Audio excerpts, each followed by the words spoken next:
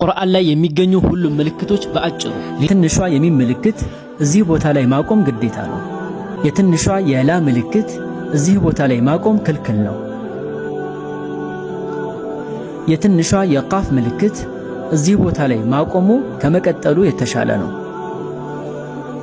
የትንሿ የሷድ ምልክት እዚህ ቦታ ላይ ከማቆሙ መቀጠሉ የተሻለ ነው። የትንሿ የጅም ምልክት እዚህ ቦታ ላይ ማቆምም መቀጠልም ይቻላል። ሁለቱ ባለ 3 ነጥቦች ከሁለቱ አንደኛው ላይ ማቆም ይቻላል፣ ሁለቱም ላይ ግን ማቆም አይቻልም። የትንሿ የሲን ምልክት ሰክታ ትንፋሽ ሳያወጡ ትንሽ ዝም ማለት። የትንሿ የሚም ምልክት ኢቅላብ የን ድምፅን ወደ ን ድምፅ መቀየር። የዚግዛግ ምልክት መድ ከሁለት ሐረካ በላይ የሚሳብ የመድ አይነት። ከፊደል ከላይ የሰረዝ ምልክት ፈትሐ ልክ እንደ አንደኛ ቤት ሆሄ ድምፅ አድርጎ ማንበብ ወይም አ። ከፊደል ከላይ የትንሿ የዋው ምልክት ضማ ልክ እንደ ሁለተኛ ቤት ድምፅ አድርጎ ማንበብ ወይም ኡ። ከፊደል ከስር የሰረዝ ምልክት ከስራ ልክ እንደ ሶስተኛ ቤት ሆሄ ድምፅ አድርጎ ማንበብ ወይም ኢ። ሁለት ፈትሐ ወይም ፈትሐተይን ፈትሐ ላይ ን የሚል ድምፅ መጨመር።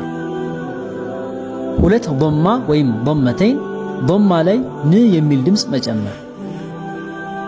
ሁለት ከስራ ወይም ከስረተይን ከስራ ላይ ን የሚል ድምፅ መጨመር።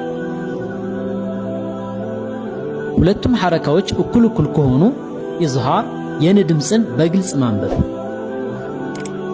ከተበላለጡ ኢድጋም ወይም ኢኽፋ የን ድምፅን መደበቅ ወይም ጨፍልቆ ማንበብ።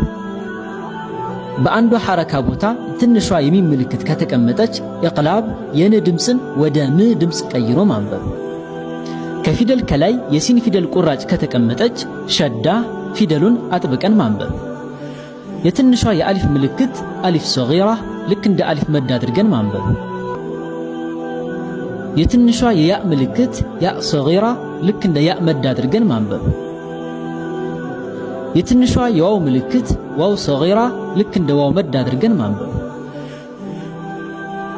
ከፊደል ከላይ የዳል ምልክት የሚመስል ቅርጽ ሱኩን ልክ እንደ ስድስተኛ ቤት አድርገን ማንበብ ወይም እ።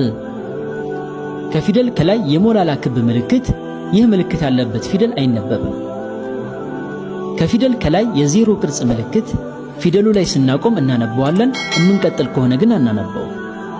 ከፊደል ከላይ የጥቁር ነጥብ ምልክት ተስሂል ሐምዛ ፊደልን በስሱ ቀለል ባለ መልኩ ማንበብ።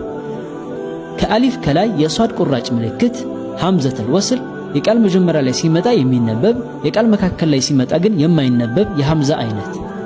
ከሷድ ከላይ የትንሿ የሲን ምልክት በሷድ ሳይሆን በሲን ፊደል ማንበብ። ትንሿ የኑን ምልክት ኑን ፊደል እንዳለ አድርጎ የኑን ድምፅን ማንበብ። ከፊደል ከታች የአራት ማዕዘን ምልክት ኢማላ የፊደሉን ድምፅ ወደ አምስተኛ ቤት ሆሄ ቀይሮ ማንበብ ወይም ሬ።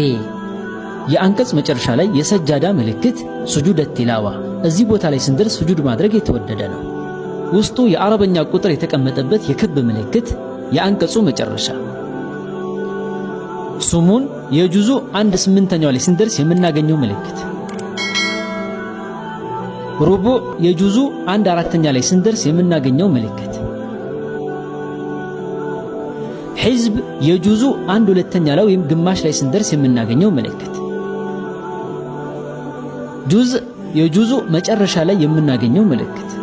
በስተመጨረሻም በእነዚህ ምልክቶች ዙሪያ ተጨማሪ ማብራሪያዎችን ከፈለጋችሁ እነዚህን ቪዲዮዎች እንድታዩአቸው ጋብዛለሁ።